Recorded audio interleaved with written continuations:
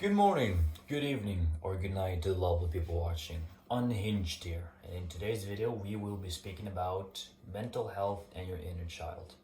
Before we start off with anything, I am not a licensed psychologist. I am just speaking from videos that I've seen on the internet, diving deeper into the psychology about it, or for example, personal experience or stories that have been told. Your mental health is maybe one of the most important things to yourself. And you can say all you want that, oh, I going to the gym, cold showers, and a special routine will fix me. That is true, like having a cold shower calms your nervous system and makes your blood flow increase and makes you more focused and awake. Going to the gym increases muscle mass and reduces the stress of kind of everyday life. But it is also important that you take care of yourself on a deeper level, where it's like, true, going to the gym and having cold showers is great and all, but I mean more sometimes you need to dive a little deeper. Imagine you're swimming, right? And you're at the diving board, right? You can see the bottom, but you can't really reach it because it's covered by water. So you dive in, right? And then you reach, because of the speed and your weight of your body, you're able to go halfway. If you want to touch the bottom, you understand that you need to swim down. That is exactly what I want to dive in today, that when you jump in to find yourself, you're able to reach a certain part of yourself by thinking and journaling, right? But you're only able to reach halfway.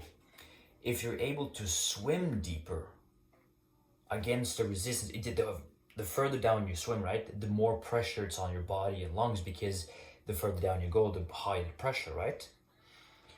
That is the same when you're diving deep into yourself, your subconsciousness and your brain and whatsoever, because you're trying to find what is bothering you mentally. No matter what kind of challenges it is, your mental health, again, is also one of the most important things that you can have, fixing it kind of. I'll give you an example. For me, going to the gym it's not all about just, oh yeah, status and physique. On a deeper level, I have done this several times before, so I've got an understanding of it. On a deeper level, the reason I'm going to the gym every single day, the reason I'm going to the sauna, the reason I'm stretching out, the reason I'm meditating, is because I hated the younger version of myself. As I grew up skinny, a fast metabolism and just eating whatever I can see. When I started to join the gym, I was afraid, because I was afraid everyone around me would judge me. The more I was in the gym itself, the more I started to realize it's all in here. It's all in my head. I started to lift correctly. I started to eat more. And then not only did I gain strength, I also increased my muscle mass. That portion of increasing my strength and muscle mass, which I've always wanted to achieve when I was younger, and it started to pay off, my mental health started to become much better, because I was solely focusing on myself. That I was like, oh, okay, that dude over there weighs 100 kilos of pure muscle mass. I don't want that. I want to be 80 kilos, I want to be lean, and I want to be ripped. That's my personal goal, because that's what I've always wanted to be since the age of 16, 17, 18, even younger than that. And I've journaled, I've written down my progress over time, and I've seen a massive increase in progress itself, and it makes me really happy. But it all started with a shitty mental health, going over to a better sort of mental health. But that is my personal opinion, my personal experience too. If you're going to the gym because you can't just deal with what's happening at home, you're going to the gym because you're tired of being bullied at school for being fat, for being skinny, for being special or unique or whatever people call you. I get it. I've been there myself. And it's, honestly, the gym is just maybe one of the best places I've ever been on earth. I have traveled to places on earth which has beautiful views, beautiful sunsets, and everything like that. It's beautiful in the moment. But I'd rather be at the gym lifting a weight that is maybe 10 kilos and feel the pump compared to watching a view at the sunset. But that's my opinion. That's something that makes me happy. The gym has kind of become a part of me. But anyway, enough of the gym, enough about me. That is just me, just an example of me fixing my mental health. I've always seen myself as weak and kind of fragile. But now I'm starting to grow stronger and I'm starting to see progress in the muscles and I'm starting to be more happy and upgoing. And then the next step is your inner child. I'm not a psychologist, but your inner child is something that is very important. I'll give you an example. Every single time I see the family's dog, tiny little doorknob, 3 months, every single time I see him, first thing I do is just like, "What's up, little man? What's up going on?" Type of energy, like, "Hey, little man," pick him up and just start cuddling with him and stuff like that. And it makes my inner child very happy because my inner child gets to be brought into the light itself, where it's like, oh, okay, cool. Fuck adult Kyle. Fuck, what is it called? Youth Kyle. Nah. Child Kyle is at play. Yeah! But it makes me happy. Brings the type of energy that I haven't really had in a long time. Just bring that into the light and it makes your inner child really happy. But that is just an example of bringing your inner child out. I took some notes. I watched a YouTube video this morning. And I took some notes. Your inner child. A note that I really wanted to bring into the light was, I don't remember the YouTuber, unfortunately. The first step to healing isn't fixing, it is witnessing. Let's try to say that again. The first step to healing, it isn't fixing, it is witnessing.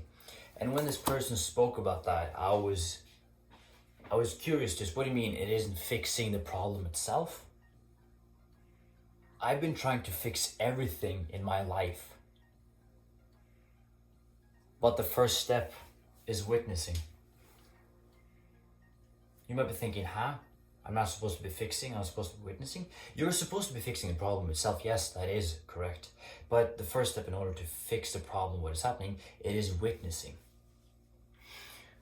I have a friend of mine and she has the exact same problems that I do. There was a day, instead of going and working out, I sat there and I asked her, of course, "Can I take notes? Can I see you do your workout?" And after back and forth with conversations prior to this, many months, I took notes. And I wrote down that she was back and forth in the, what is it called? She was dancing, doing movements back and forth. In my eyes, I only saw perfection because she's done this for years. And then it was a moment where she failed and she got frustrated and sat down and like, oh, shit. And I just understood that by an instant, that we all fail on the way to success. But striving for perfection is wrong, because when you're striving for perfection on a level of professionalism, you kind of feel like you lose a part of yourself. And that is exactly when my subconsciousness picked up at the moment. Shit. I've been trying to be perfect all this time. I've been trying to please everyone around me. I've been trying to fix all my problems in one go, and I haven't witnessed. I haven't been watching what I've been doing wrong all this time. So today, it has not before today that I understood that I can't be doing 20 things at a time. I gotta focus on one thing at a time. And an example of that, when I'm in the gym, I focus on my workout, I drink enough water, but the only thing I need to focusing on is the amount of reps, the form, and the type of weights that I'm using. All I need to think about when I'm in the gym. But on a deeper level, what am I trying to achieve? I am trying to achieve a physique of a god, like Zeus or Hermes from Greek mythology. That is one of my goals. That's what I want to focus on.